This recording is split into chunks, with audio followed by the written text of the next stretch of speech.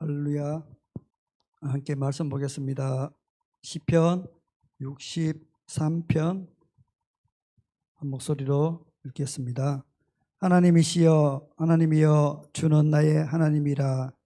내가 간절히 주를 찾되 물이 없어 마르고 황폐한 땅에서 내 영혼이 주를 갈망하며 내 육체가 주를 앙모하나이다. 내가 주의 권능과 영광을 보기 위하여 이와 같이 성소에서 주를 바라보았나이다.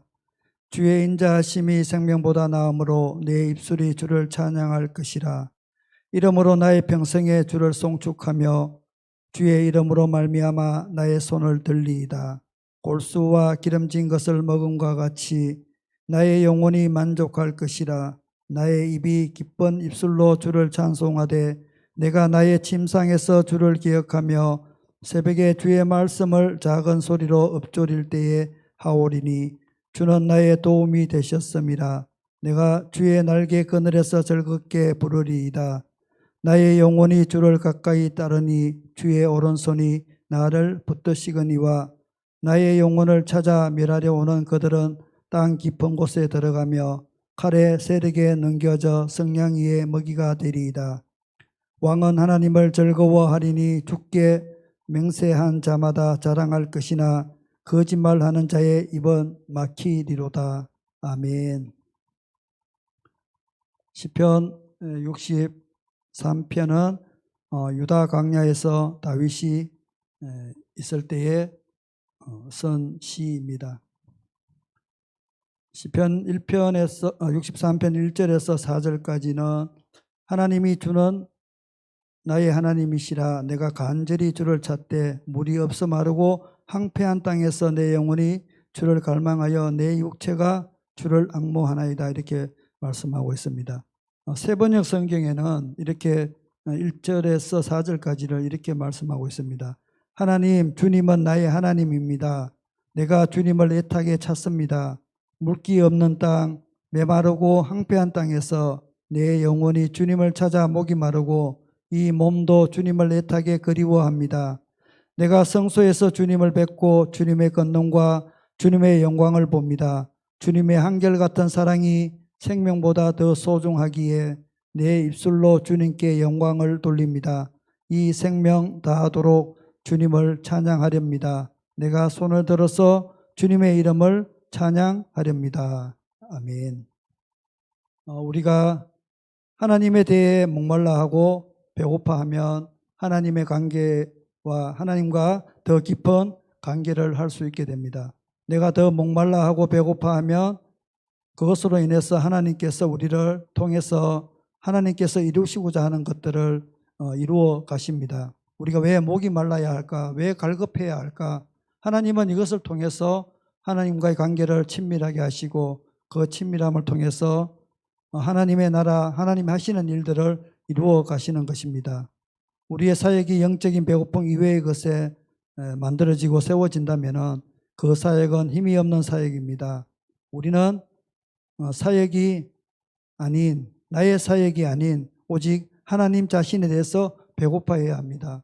그래서 우리가 사역이란 그것에 초점을 맞춰지고 그 사역을 향하여서 프로그램을 향해서 나갈 때에 하나님을 향한 배고픔이 아니라 그냥 사역 그 자체다.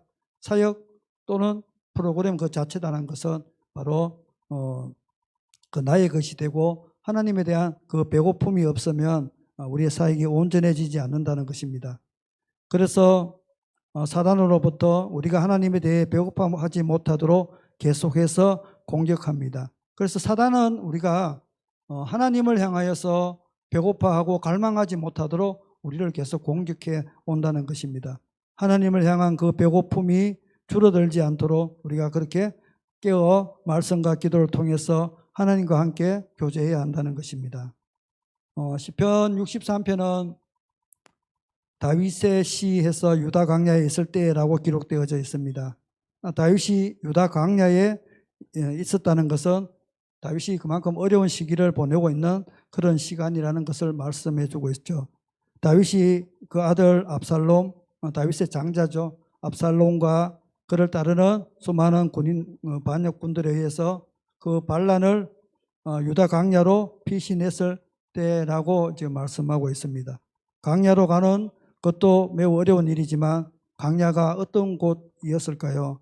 이스라엘 백성들은 광야를 통해서 하나님이 예비하신 젖과 꿀이 흐르는 땅에 들어갔지만 다윗은 지금 있는 곳이 바로 그 광야인데, 다윗이 지금 현재 처해 있는 상황은 다윗이 이전까지 왕이었습니다. 하나님께 기름 부음 받고 왕의 기름 부음을 받고 이제 왕의 자리에 올랐지만 아들에게 왕위를 빼앗기고 지금 도망을 다니고 있는 그런 상황이었습니다.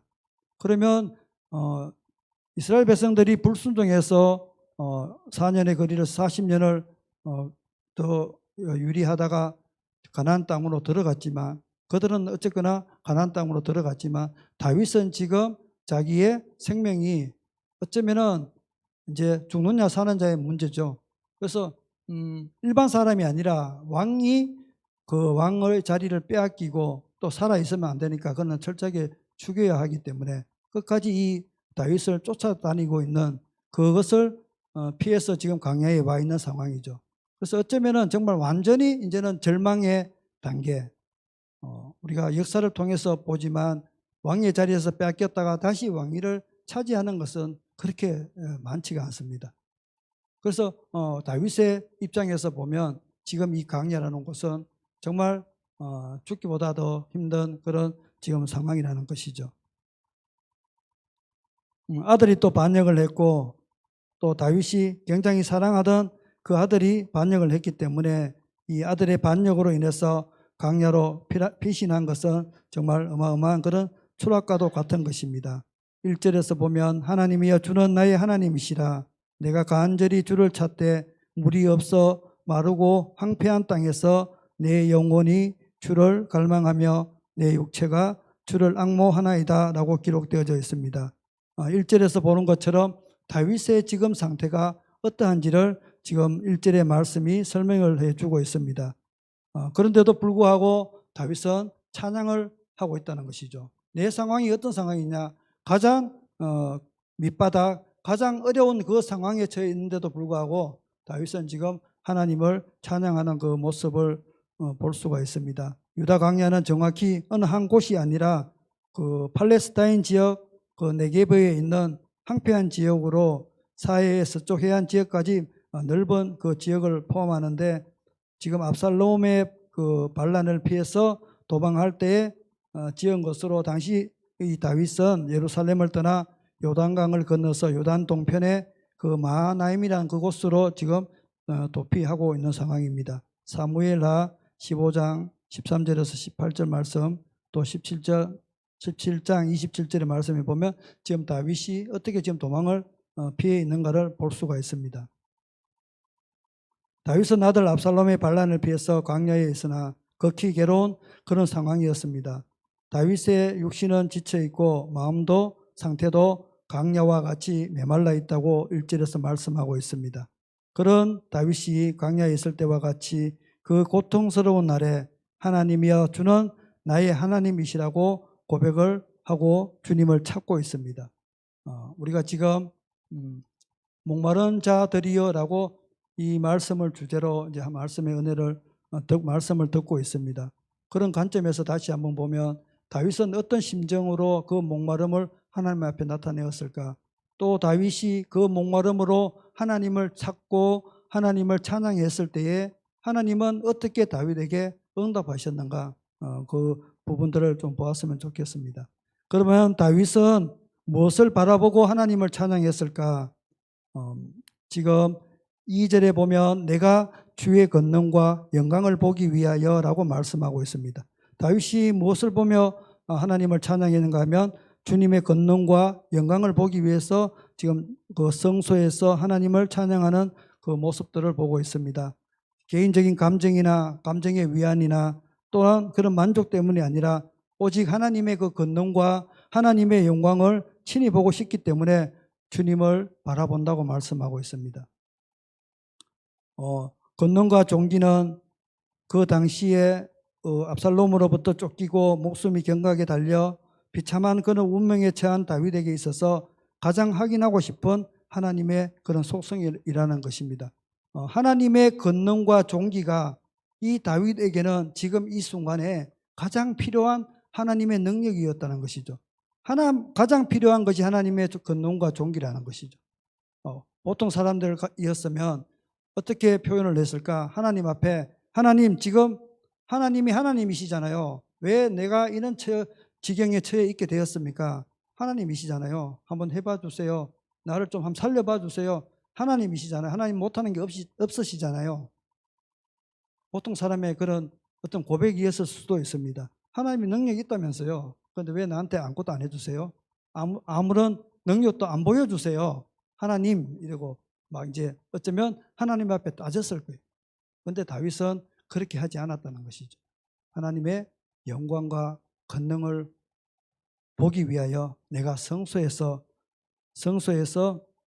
그렇게 주를 바라보았나이다 이렇게 말씀하고 있습니다. 다윗이 하나님을 대하는 자세, 하나님을 바라보는 자세가 어땠을까? 그는 하나님의 권능과 그 존귀를 바라보기 위해서 늘 성소에서 그렇게 하나님을 바라본다고 말씀하고 있습니다. 다윗이 지금 땅이 메마르고 갈라지는 유다 광야에 던져져 있는 그런 자신의 상황들을 지금 상황으로서는 자신의 힘으로는 정말 아무것도 할 수가 없다는 것을 다윗이 너무나 잘 알죠. 우리도 동일하다는 것입니다. 우리가 어떠한 정말 우리 힘으로 할 수 없는 그 상황에서 처해 있을 때에 우리는 무엇을 바라보아야 될까? 다윗은 정확하게 그것을 핵심을 잘 보고 있다는 것이죠. 그렇기 때문에 하나님을 찬양한다는 것입니다.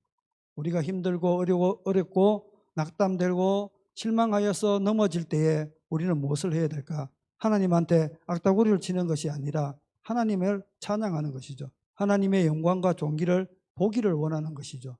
그것이 다윗과 우리의 차이라는 것입니다. 내가 가장 낙담되고 실망되어지고 내가 초라해지고 내가 가진 것이 아무도 없는 것처럼 정말 거지같이 되었을 때에도 다윗은 지금 자기의 상황이 모든 것을 잃어버렸던 그런 상황이었지만 다윗은 하나님을 그 영광과 존귀를 보기를 원하며 하나님께 찬양하는 그런 모습들을 보여주고 있습니다. 그 다윗의 상황은 하나님의 그 은혜의 단비가 아니고는 하나님이 주시는 그 은혜가 아니고는 하나님이 주시는 그 능력이 아니고는 자신도 아무것도 할 수 없기 때문에 오직 하나님의 그 권능과 그 영광의 은혜를 지금 기다리고 있으면서 하나님 앞에 그렇게 그것을 구하고 있다는 것입니다. 첫 번째는 주님의 권능과 영광을 보기 위함이라고 지금 하나님을 보고 찬양하고 있고, 두 번째는 주의 인자심이 생명보다 나음으로 내 입술이 주를 찬양할 것이라고 말씀하고 있습니다. 하나님의 인자심이 나의 생명보다 나음으로 내가 주님을 찬양합니다. 이렇게 말씀하고 있습니다. 하나님의 인자심. 인자라는 말은 헤세드라고 목사님이 한번 말씀하신 것 같아요. 그래서 이 헤세드는 아무 조건 없이 인간을 사랑하고 은혜를 베푸시는 하나님의 자비로우심. 그래서 은혜 베푸시는 하나님, 긍휼하신 하나님, 자비하신 하나님. 이것이 바로 인자라는 것이죠. 헤세드. 그 헤세드가 바로 인자를 의미한다고 말씀하고 있습니다. 주의 인자는 다윗이 하나님의 인재와 권능과 영광 가운데 자신이 직접 받았으며 체험하였고 확신하는 하나님의 신실하심 그 자체입니다. 하나님의 그 신실하심, 그것이 주의 인자. 다윗은 우리가 잘 아는 것처럼 어린 아이 시절부터 혼자서 하나님과 함께 하였습니다. 그래서 다윗은 결론적으로 나중에 말씀 또 나오겠지만 다윗은 이 지금과 같은 상황, 내 목숨이 경각에 달려있는 그 상황에도 다윗은 정확하게 하나님을 신뢰했습니다. 하나님을 믿었습니다. 왜냐하면 이 가정이 하나님이 나를 이것으로 끝나는 것이 아니라 내가 다시 한번 하나님의 그 도구로 사용되어질 것을 확신하고 있기 때문에 다윗은 하나님을 원망하지 않는다는 거예요. 나중에 다시 한번 말씀하실지 모르겠지만 우리가 어떠한 상황이 처해질 때 우리의 하나님을 앞에서는 자세는 어떻게 해야 될까? 우리는 그것을 확신을 해야 한다는 것입니다. 하나님의 은혜 베푸시는 하나님, 신실하신 하나님, 자비를 베푸시는 하나님, 그 하나님이 나의 마지막까지도 하나님의 영광을 위해 사용하실 것이라는 그 확실한 확신, 그 신실하심을 우리는 믿음으로 채워야 한다는 것입니다. 지금 상황은 우리가 아멘하고 이것을 받아들일 수 있지만 정말 극심한 그런 조건 속에서도 다윗과 같은 이 환경에서도 다윗은 그것을 하나님을 신뢰했기 때문에 하나님을 의뢰했기 때문에 이것이 하나님을 절대로 다윗은 원망하지 않고 하나님을 향해서 찬양할 수 있는 그 믿음이 다윗에게 있다는 것이죠. 그 믿음의 기초는 바로 다윗이 그 어릴 때부터 시작해서 하나님과의 관계를 온전하게 만들어 왔기 때문에 이 하나님이 어떤 분이시라는 것을 하나님의 그 속성을 정확하게 알고 있다는 것이죠. 그래서 우리는 하나님을 더 알고 또 알아야 된다는 것입니다. 우리 하나님은 어떤 분이신가? 우리 하나님은 나를 어떻게 사용하시는가? 처음과 끝까지 우리를 신뢰하고 우리를 의뢰하시는 그 하나님께서 나의 마지막까지도 완전하게 해주신다는 것을 우리가 믿음으로 취하고 내 삶의 어떤 고난 가운데 어떤 환난 가운데 있을지라도 하나님을 찬양해야 될 이유는 그 신실하신 하나님이 나와 함께 하시고 나의 끝까지 함께 하시는 그분이시기 때문에 우리가 어떤 환경 속에서도 끝까지 목마름으로 하나님 앞에 나아가야 한다는 것입니다. 세상에서 가장 우리가 존귀한 것, 참 우리가 생명이라 그러죠. 생명은 참 귀한 것입니다. 많은 사람들이 내가 죽어야지 하면서도 어르신들이 참 하는 말씀이 있습니다. 그러면서도 약은 참 잘 드십니다. 하는 말이기도 하지만 그 생명 정말 내가 80살, 90살, 100살까지 살아도 나 죽어야지 하면서도 내 죽음 앞에 오면 그것이 두려워서 정말 그것을 어떻게 놓지 못하는 것이 우리 가장 연약한 우리의 인간의 모습입니다. 그 생명보다도 주의 인자하심이 나음으로라고 고백하는 이 다윗의 믿음, 이 다윗의 그 믿음은 어디에서 나왔을까? 끊임없이 하나님을 향한 목마름이 그의 믿음을 만들어가고 있는 것입니다. 하나님의 인자하심으로 지금도 우리의 모든 생명이 지탱됨을 인식하고 하나님의 그 인자하심이 우리를 살리고 우리를 죽이고 있다는 것을 다윗이 그 생명을 유지하고 있다는 것을 인식하고 하나님 앞에 찬양하고 있는 그 모습들을 보여주고 계십니다. 하나님께서 하나님의 그 인자하심으로 현재 그리고 이후에도 모든 사단의 그 권세로부터 자기의 생명을 건지시고 구원할 것이라는 다윗의 그 기대와 확신, 그것을 하나님 앞에 찬양하고 있는 것입니다. 다윗은 지금까지 자기에게 베풀어 주신 하나님의 은혜 그리고 이후에도 변함없이 자신의 생명을 악한 자들로부터 건지실 그 하나님을 기대하며 하나님을 높여 찬양하고 있는 것입니다. 하나님은 실수가 없으신 분이라고 우리가 말씀하고 있습니다. 하나님은 1.1핵도 거짓이 없으신 분이십니다. 그 하나님을 다윗은 신뢰하고 다윗은 그 하나님을 온전히 믿음으로 나가기 때문에 이러한 찬양과 믿음의 고백을 할 수 있는 것입니다. 다윗은 주의 인자하심이 생명보다 나음으로 하나님을 나의 평생의 주를 송축하며 주의 이름을 위하여 손을 들어 기도하고 찬양하겠다고 고백하고 있습니다. 그래서 다윗은 하나님의 권능과 영광, 그 인자하심을 바라보며 신실하시고 실수가 없으신 그 하나님을 찬양합니다. 우리의 삶이 또한 이 다윗의 삶처럼 그렇게 하나님의 권능과 영광을 그 인자하심을 바라보며 신실하신 그 하나님을 우리가 찬양하는 저와 여러분이 되었으면 좋겠습니다. 다윗의 승리의 비결은 무엇일까? 다윗이 이렇게 믿음으로 하나님 앞에 고백할 수 있었던 그 비결은 무엇일까? 다윗은 어떻게 하나님을 찬양하는가? 이것을 보면 그것을 알 수가 있습니다. 1절에서 4절까지 마르고 황폐한 땅 같은 이 세상에서 오직 주를 찾고 바라보겠노라고 고백한 다윗은 주 하나님을 기억하고 묵상하며 기뻐할 것이라고 찬양하고 있습니다. 5절에 보면 골수와 기름진 것을 먹음과 같이 나의 영혼이 만족할 것이라 나의 입이 기쁜 입술로 주를 찬송하되 라고 말씀하고 있습니다. 골수란 것은 가장 살찐 것, 가장 최상의 부분 이런 의미로 최상의 음식, 가장 풍요로운 음식 이것을 말하고 기름진 것과 동일한 의미를 표현하고 있습니다. 그래서 골수와 그 기름진 것, 그러니까 최고의 음식을 먹은 것과 같이 내 영혼의 만족함, 내 영혼이 그것을 만족하고 있다는 것입니다.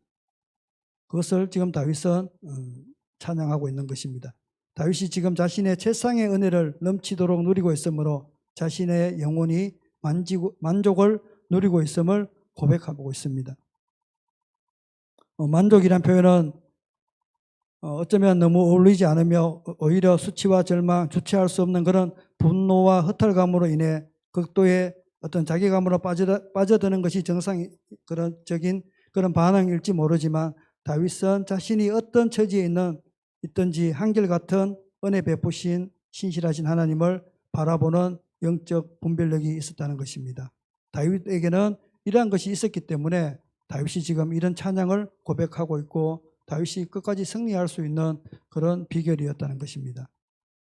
물이 없어 마르고 황폐한 땅 같은 현실로 인해 결핍되고 어려운 상황 속에서도 하나님의 은혜를 갈망하고 또 하나님을 참으로 의뢰하기 때문에 현실의 상황을 초월하는 그런 믿음을 가지는 다윗의 모습을 우리가 볼 수 있습니다. 하나님의 임재로 인해서 넘쳐나는 영적인 만족감을 누림으로 하나님을 찬송하지 않을 수 없다는 그 고백을 다윗은 지금 이 5절의 말씀을 통해서 고백하고 있습니다. 그 다음으로 두 번째는 침상에서 주의 은혜를 기억하고 묵상함으로라고 말씀하고 있습니다. 6절에 내가 나의 침상에서 주를 기억하며 라고 말씀하고 있죠. 다윗이 지금 처한 상황은 많은 군사들로부터 지금 쫓김을 당하고 있고 언제 그 자리에서 급습을 당할 수 있는 그런 상황 속에서도 다윗은 늘 침상에서 하나님의 은혜를 기억하고 하나님의 말씀을 지금 묵상하고 있다고 말씀하고 있습니다. 이것이 다윗이 승리할 수밖에 없는 그런 비결이라는 것입니다. 그래서 다윗이 그 하나님이 베푸신 신실하신 은혜가 너무 크고 넘치는 것이어서 자기에게 기쁨을 주는 것이어서 잠자리에서 기억하고 늘 하나님을 묵상하고 있다는 것입니다. 그래서 다윗은 다 알고 있다는 것이죠. 내가 끝까지 하나님이 나를 이대로 두는 것이 아니라 하나님이 나를 다시 이스라엘의 왕으로 세워서 이스라엘에 하나님이 세우시고 싶은 하나님이 하시고 싶은 그 사역들을 다 이루어 가실 것을 다윗이 정확한 하나님의 하나님이 말씀하시고 하나님 신실하시다는 것을 정확하게 알고 있기 때문에 지금 이 고난을 다윗은 하나님을 찬양하고 기쁨과 즐거움으로 영혼의 만족감을 가지고 지금 이 시편의 고백들을 하고 있다는 것입니다. 셋째로는 새벽의 작은 소리로 6절 주의 말씀을 작은 소리로 엎드릴 때에 하오리니라고 말씀하고 있죠. 이것이 다윗의 승리의 비결입니다. 다윗은 그 상황에서도 적군에게 쫓기는 상황에서도 주의 도움이 되시기를 새벽에 작은 소리로 엎드렸다는 것이죠. 하나님의 말씀을 언제 어디서나 어떤 순간에도 그 하나님의 말씀을 엎드리는 다윗, 우리가 하나님의 말씀을 묵상하고 하나님의 말씀을 읽고 또 그 말씀대로 살아가기를 원하는 사람들은 바로 이 다윗처럼 어떤 환경에서도 하나님의 말씀이 내 삶 가운데 있도록 하나님의 말씀을 엎드리고 있다는 것입니다. 이것이 다윗의 또 다른 승리의 비결이었다는 것입니다. 주는 나의 도움이 되셨습니다라는 그 다윗이 지금 당하고 있는 시련과 역경 속에서도 흔들림 없이 하나님을 믿고 따를 수 있는 그 믿음의 동기를 지금 부여해 주고 있는 것입니다. 다윗은 정말 그 끊을 수 없는 하나님의 사랑에 대한 정확한 확신이 다윗에게는 있었다는 것이죠. 그래서 그 사단의 세력들, 대적의 세력들로부터 염려하거나 두려워하지 아니하고 담대하게 그것과 최후 그들이 멸망할 것이라는 그 확신을 정확하게 가지고 있었다는 것입니다. 넷째로는 7절이죠. 주는 나의 도움이 되셨습니다. 내가 주의 날개 그늘에서 즐겁게 부르리이다. 하나님의 말씀을 늘 엎조렸던 다윗이 또 한 번 고백하는 것은 하나님의 날개 그늘에서 주의 날개 그늘에서 즐겁게 부르리라라고 말씀하고 있습니다. 새들이 어미가 자기 새끼를 이렇게 날개 아래 감추어서 보호하는 것처럼 하나님은 우리들을 이 다윗을 하나님의 그 날개 아래서 보호해 주신다고 말씀하고 있습니다. 하나님의 그 그늘은 하나님의 보호의 은혜입니다. 하나님이 우리를 안전하게 지키시고 우리를 평안케 하시는 그 날개의 그늘이라는 그 표현에서 하나님께서 고통 중에 있는 그 다윗을 따뜻하게 감싸주고 보호해 주실 뿐 아니라 어떤 위험에서도 처해 있을지라도 지켜주신다는 것, 그 확신을 다윗이 지금 이 말씀을 통해서 내포하고 있다는 것이죠.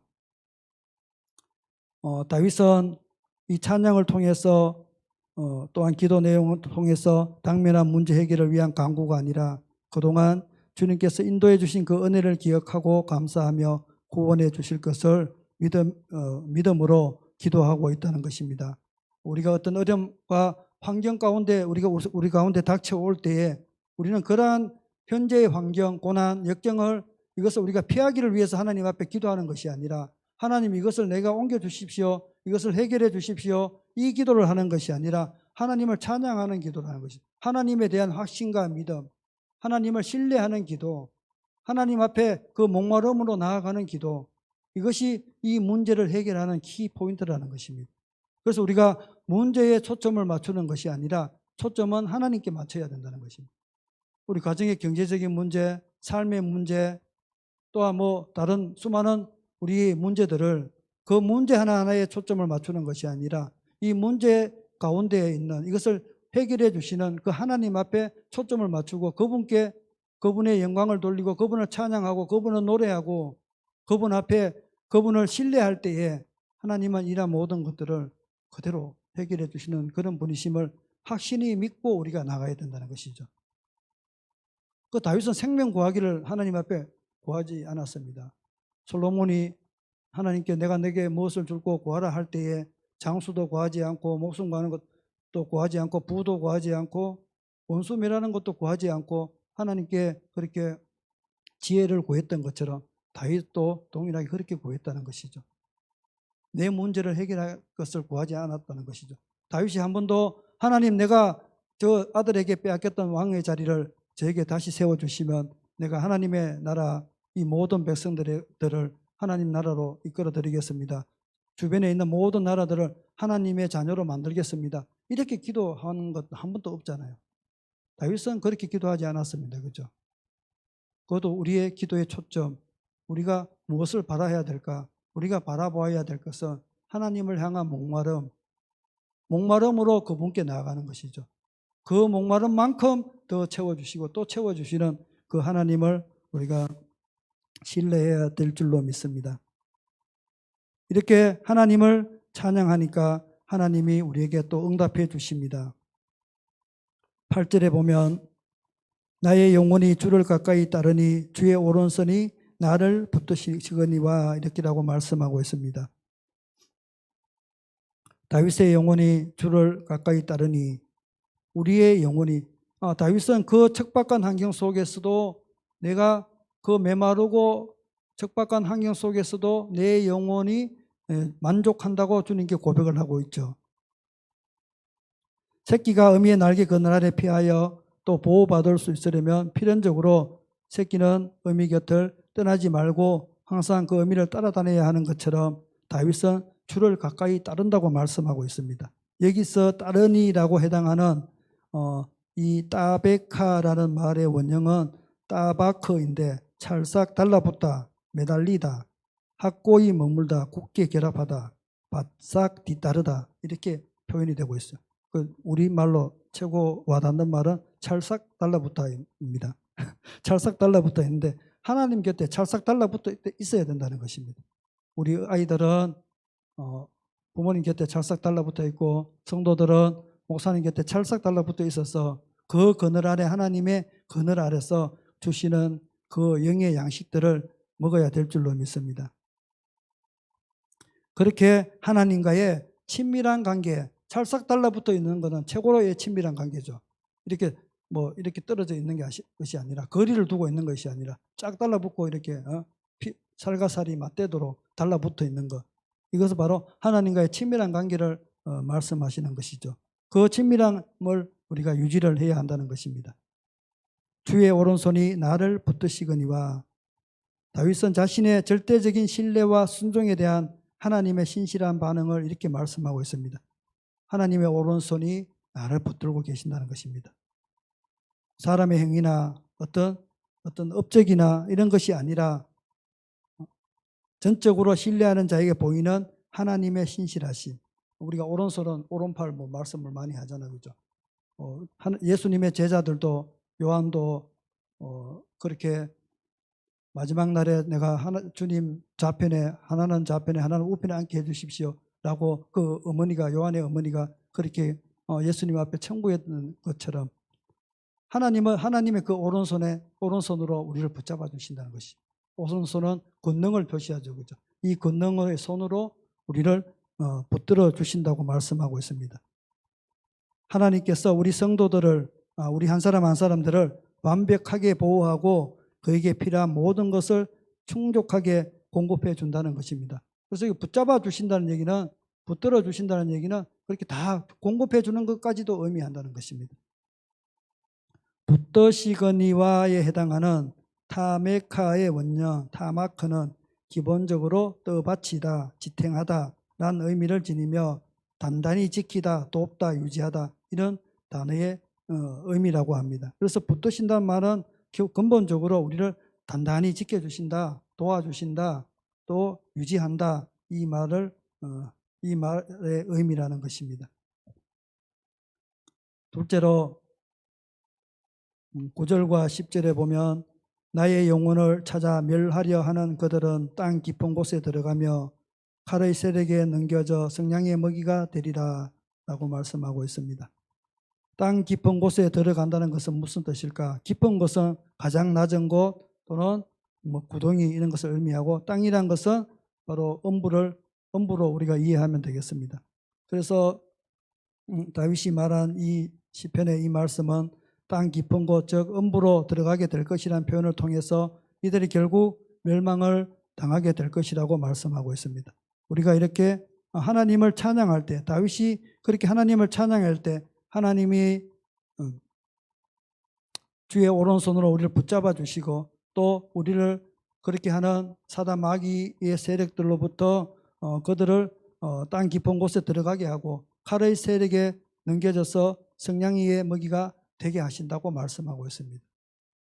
우리의 현실에 처한 그 환경 가운데 우리가 그 현실을 바라보고 그 문제를 바라보는 것이 아니라, 그것을 행해 주시는 하나님을 갈급함으로 목마름으로 그분을 찾을 때에, 시편 42편의 말씀처럼 사슴이 시냇물 찾기에 갈급한 같이 우리가 여호와 하나님을 찾을 때에, 그때 우리가 하나님께서 이렇게 우리를 날개 그늘 아래 우리를 보호해 주시고, 또 그 원수들로부터 그들을 땅 깊은 곳에 들어가게 하고 칼의 세력에서 그들을 승냥이의 먹이가 되게 하신다고 말씀하고 있습니다.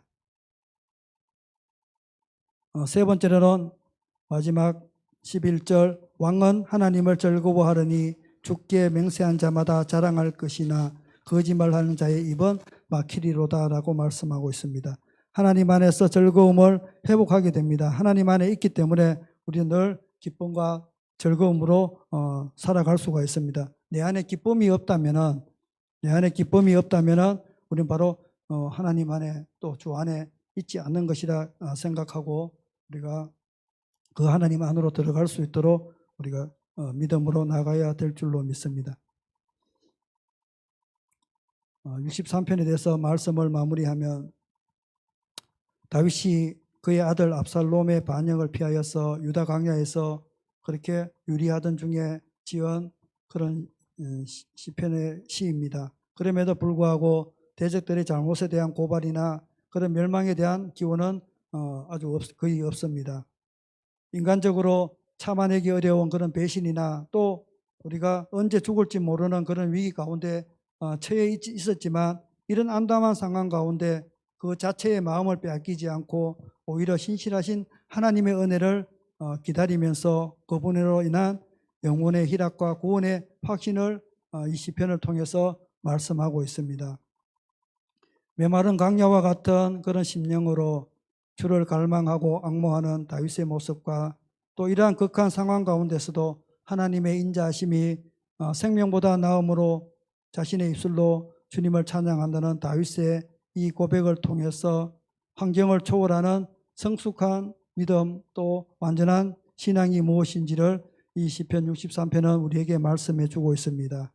오늘을 살아가는 우리들에게 어떠한 상황에서든지 우리가 하나님을 찬양할 수 있으며 감사할 수 있다는 것과 또 찬양과 감사로 인해서 물이 없어 메마르고 곰핍한 그런 상황 가운데에서도 골수와 기름진 것이 또 배설된 그런 잔치 자리에 우리를 초대할 수 있는 것이 바로 우리가 하나님의 신실하심이라는 것을 우리가 온전히 믿고 그분을 의뢰할 때에 하나님은 이 다윗에게 행하여 주셨던 그 수많은 하나님의 임재와 하나님의 능력들을 우리에게도 부어주실 것입니다. 힘들고 어려울 때 또 우리가 억울한 일을 당했을 때에 우리는 무엇을 찾고 있습니까? 또 우리가 삶이 힘들 때 우리는 무엇을 또 의지하고 있습니까? 무엇으로 만족하려고 하고 있습니까? 아니면 무엇을 강구하고 있습니까? 다윗은 광야에서도 자기 부하들이나 또 다른 것들을 찾지 않았습니다. 다윗은 오직 하나님을 갈급해했습니다. 다윗은 하나님이 누구인지를 너무나 잘 알았기 때문입니다. 그래서 다윗의 그 갈망은 그 목마름은 하나님을 찾았기에 하나님께서 그에게 그런 하나님의 임재의 기름 부음을 부어주셨던 것입니다. 하나님께서 우리와 함께 하실 때 우리를 둘러싼 환경이 우리를 억압할 수 없습니다. 하나님의 임재 안에서 모든 것을 이기는 자가 될 것입니다. 우리의 영혼은 최고의 음식을 먹음과 같이 만족하게 될 것입니다. 우리의 입술은 하나님을 찬양하는 입술이 될 것입니다. 그래서 우리는 하나님을 찾아야 합니다. 하나님을 갈급해야 합니다. 하나님을 간절히 찾으며 하나님을 향한 그 목마름이 끊이지 않을 때에 또 하나님을 찾기 원하고 하나님을 만나기 원하고 하나님의 그 임재 안에 살기를 바라는 그런 우리 성결한 교회 모두가 되기를 예수 그리스도의 이름으로 축복합니다. 오늘은 이 말씀으로 제 마음을 여러분에게 드리고 싶습니다. 빌립보서 4장 1절에서 9절 말씀. 그러므로 나의 사랑하고 사모하는 형제들, 나의 기쁨이요 면류관인 사랑하는 자들아, 이와 같이 주 안에서라. 4절. 주 안에서 항상 기뻐하라. 내가 다시 말하노니 기뻐하라. 너희 관용을 모든 사람에게 알게 하라. 주께서 가까우시니라. 아무것도 염려하지 말고 다만 모든 일에 기도와 간구로 너희 구할 것을 감사함으로 하나님께 아뢰라. 그리하면 모든 지각에 뛰어난 하나님의 평강이 그리스도 예수 안에서 너희 마음과 생각을 지키시리라. 끝으로 형제들아, 무엇에든지 참되며 무엇에든지 경건하며 무엇에든지 오르며 무엇에든지 정결하며 무엇에든지 사랑받을 만하며 무엇에든지 칭찬받을 만하며 무슨 덕이 있든지 무슨 기림이 있든지 이것들을 생각하라. 너희는 내게 배우고 받고 듣고 본 바를 행하라. 그리하면 평강의 하나님이 너희와 함께 계시리라. 아멘. 목마른 자는 하나님을 찾는 자입니다. 하나님을 찾는 자는 또한 하나님을 전적으로 의지하고 그분께 기도하는 자입니다. 청교도들에게 들이 하는 하나님께 구하는 기도가 있다고 합니다. 그것은 이제 어떤 기도냐면 회개의 기도를 할 때 눈물의 선물을 달라고 이렇게 기도한다고 합니다. 그 눈물의 선물이라는 것이 바로 회개의 기도라는 것인데 하나님께 그 회개의 기도가 바로 선물이라는 것이죠. 우리는 그런 기도를 가지고 있어야 된다는 것이죠. 우리가 수많은 부흥의 주역들을 바라볼 때에 그들의 시작은 바로 회개의 기도였습니다. 회개의 기도는 모든 문을 여는 시작이죠. 첫 관문이죠. 그 회개의 기도, 그것을 청교도들은 눈물의 선물이라고 했다는데, 우리가 그것을 하나님 앞에 눈물로 우리가 회개의 기도를 올려드리기를 원합니다. 목마름과 갈급함은 그것이 아니고는 정말 해결할 수 없는 상태를 말합니다. 다윗이 그 광야에서 하나님이 아니고는 정말 아무도 그것을 해결해 줄 수 없다는 것을 그 상태를 지금 하나님 앞에 말씀하고 있는 것만큼, 우리가 목마른 만큼 우리 가운데 채워집니다. 우리가 더 목마르면 목마른 만큼 하나님께서 더 채우시고 또 채워주십니다. 예수님이 아니고서는 우리의 삶에 그 목마름을 해결할 사람은 아무도 없습니다. 오늘도 우리가 그분을 의지하고 그분을 의뢰하며 정말 우리 가운데 다윗에게 부어주었던 그 믿음, 다윗에게 부어주었던 그 신실하신 하나님, 그분을 오늘도 신뢰하면서 우리가 함께 기도했으면 좋겠습니다. 이 시간 시편 63편 그 말씀을 기억하면서 함께 기도하고, 또 12월 17일 우리 서울셀 오픈 예배를 위해서 또 함께 기도했으면 좋겠습니다. 다 같이 기도하겠습니다.